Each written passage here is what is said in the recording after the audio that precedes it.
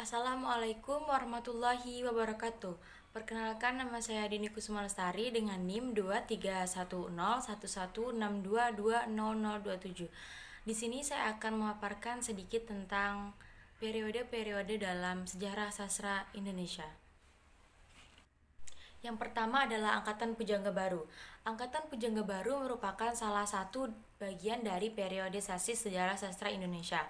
Angkatan Pujangga Baru muncul pada tahun 1930-an, tepatnya setelah periode Balai Pustaka.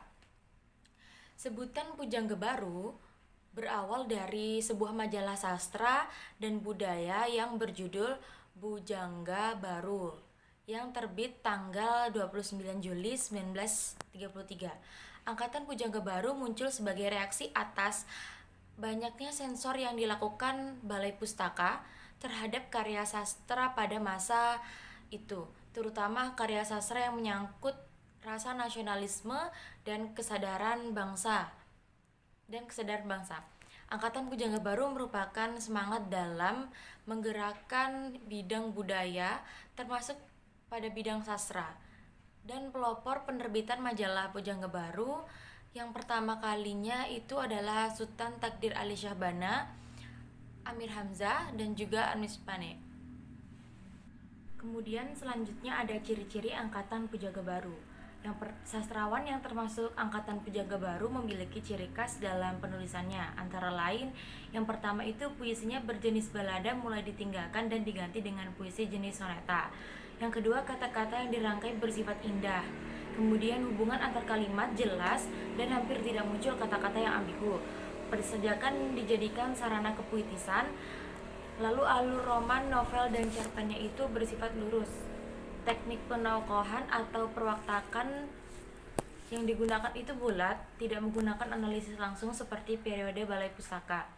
Lalu tidak banyak digresi sehingga alur ceritanya erat, mengambil sudut pandang objektif yaitu orang ketiga, bergaya romantik, bahasa yang digunakan bahasa Indonesia atau bahasa lain, dan gaya bahasa tidak menggunakan perumpamaan klise. Yang kedua ada periode Angkatan 45. Istilah Angkatan 45 pertama kali dicetuskan oleh Rosihan Anwar pada tanggal 9 Januari 1949 dalam majalah siasat.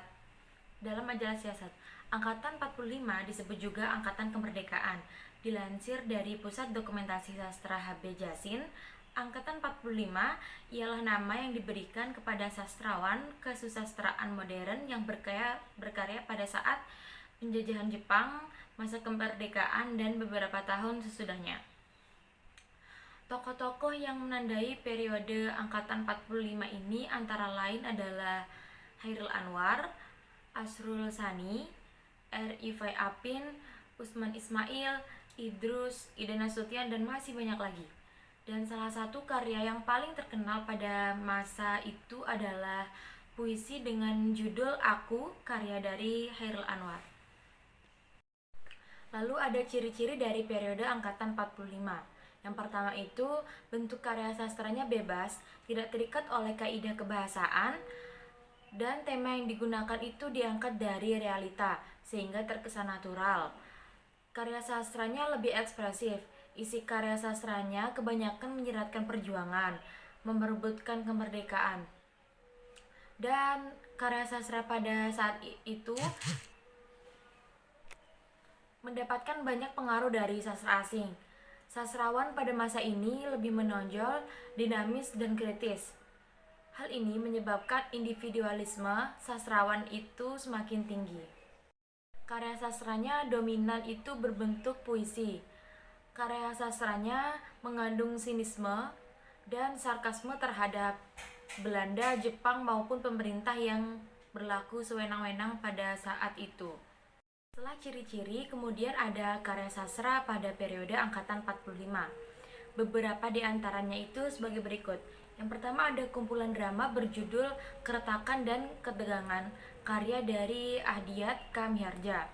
Yang kedua ada Impian di Tengah Malam, sebuah terjemahan karya sastra Trisno Sumarjo.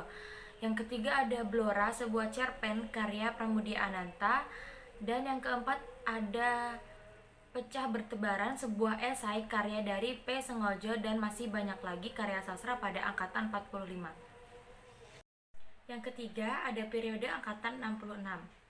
Angkatan 66 adalah sebuah periode sastra yang pertama kali dicetuskan oleh H.B. Jasin pada tahun 1966.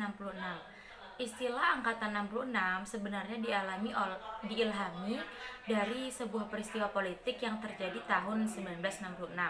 Saat itu terjadi gelombang aksi mahasiswa yang berhasil menumbangkan rezim pemerintahan yang melakukan tindakan penyelewengan. Akan tetapi, penamaan angkatan 66 ini mendapatkan kontroversi dari beberapa sastrawan. Para mahasiswa lebih setuju jika nama angkatan 66 itu diubah menjadi angkatan Manifest Kebudayaan atau Manikebu. Lalu ada ciri-ciri dari sastra angkatan 66. Yang pertama yaitu mulai dikenalnya gaya epik bercerita pada puisi dan munculnya puisi-puisi balada.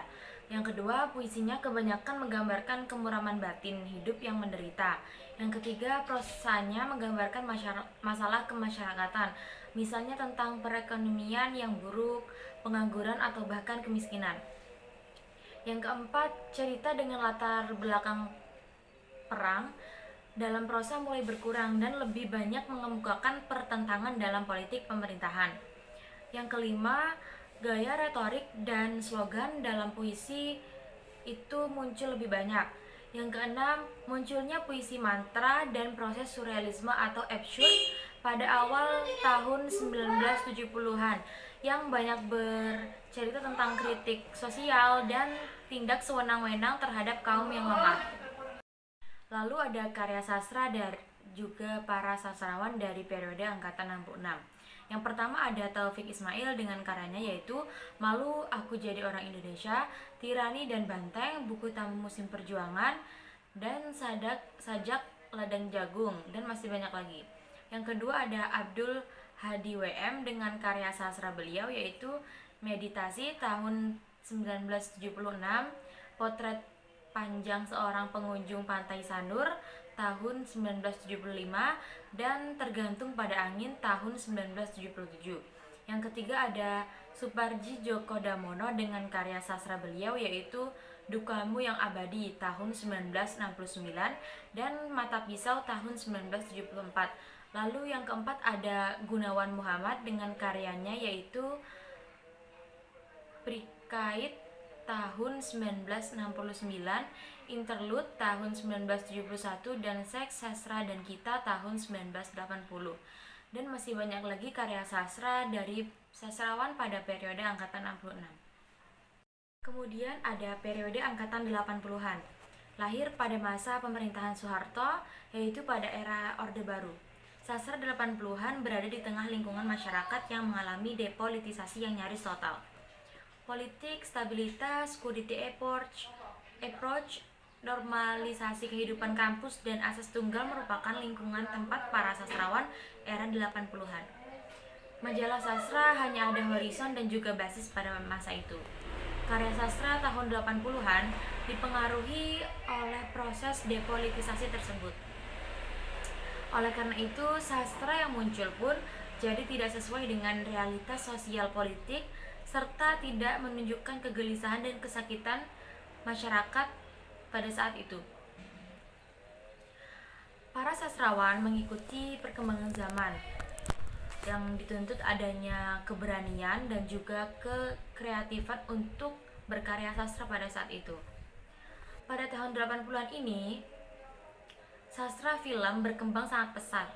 Contoh film yang populer pada masa itu adalah film yang bertemakan percintaan remaja, yaitu film dengan judul Gita Cinta SMA. Lalu ada beberapa sastrawan yang mewakili periode angkatan 80-an ini, seperti Remi Silado, Yudhistira Ardinugroho, Norca Mahendra, Seno Gumira, Pipit Senja, Kurniawati Junaidi, N. Hadini, dan masih banyak lagi.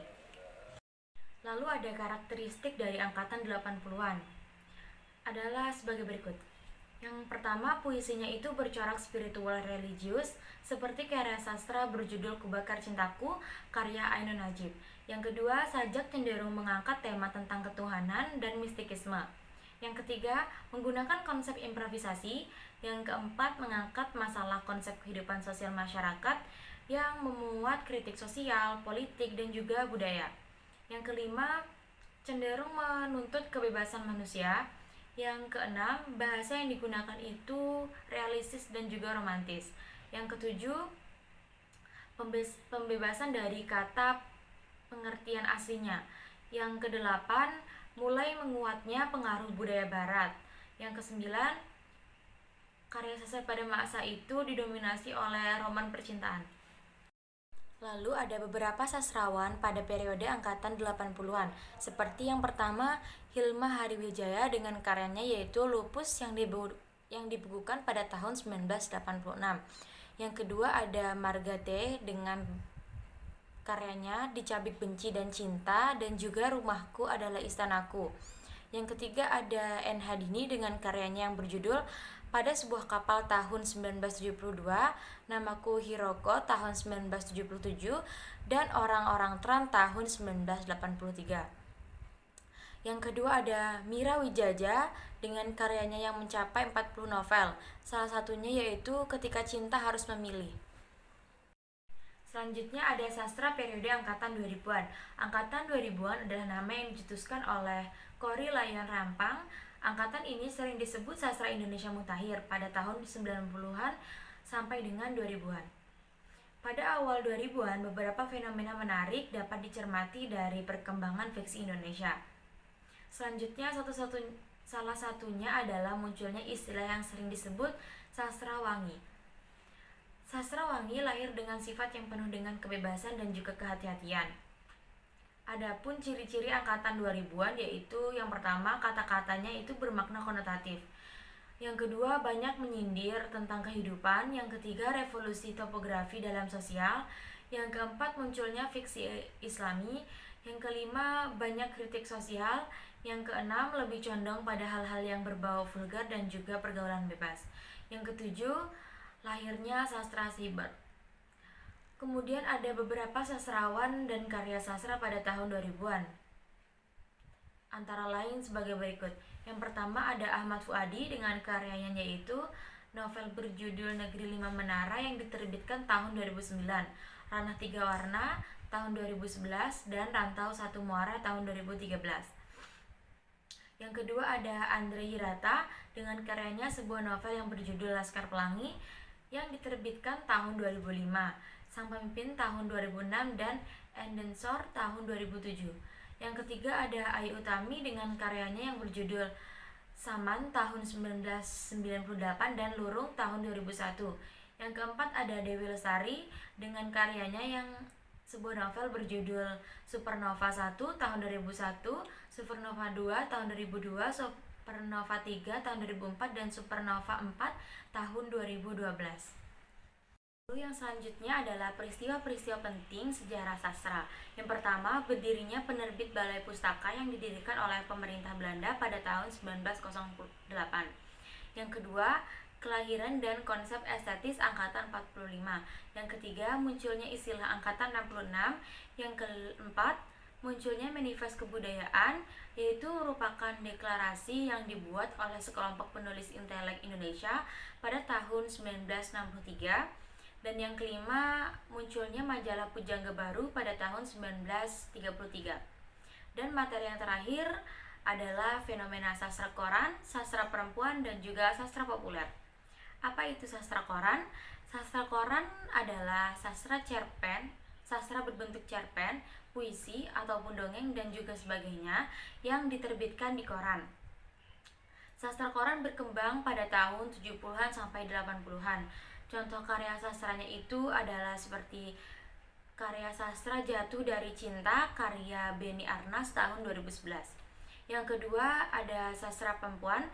Sastra perempuan adalah sebuah karya sastra di mana di dalamnya perempuan itu berperan sebagai pelaku bukan sebagai objek. Contohnya adalah seperti karya sastra berjudul Saman. karya Ayu Utami tahun 1998. Dan karya berjudul Lintah yang ditulis oleh Jenner Maesayu tahun 2003. Lalu yang terakhir ada sastra populer. Sastra populer adalah karya sastra yang cenderung menggunakan bahasa sehari-hari di kalangan remaja. Contohnya adalah karya seperti Siti Nurbaya yang ditulis oleh Marah Rusli. Lalu Laskar Pelangi karya Andre Hirata, dan juga Tenggelamnya Kapal Van der Wijk karya Hamka. Baiklah, itu tadi materi yang dapat saya sampaikan. Apabila ada salah penulisan maupun salah perkataan, saya meminta maaf yang sebesar-besarnya. Saya akhiri. Wassalamualaikum warahmatullahi wabarakatuh.